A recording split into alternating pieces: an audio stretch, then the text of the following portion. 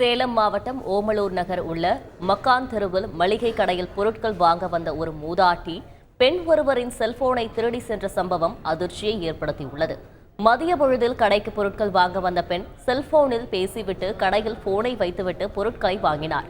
அப்போது அந்த பெண் வைத்து சென்ற செல்போனை எடுத்துக்கொண்ட மூதாட்டி வாங்கிய பொருட்களையும் எடுத்துக்கொண்டு புறப்பட்டார். அந்த பெண் செல்போனை காணாமல் தேடிய நிலையில் சிசிடிவியில் பார்த்தபோது மூதாட்டி எடுத்து சென்றது தெரிய வந்தது. இதனையடுத்து போலீசார் மூதாட்டியை தேடி வருகின்றனர்.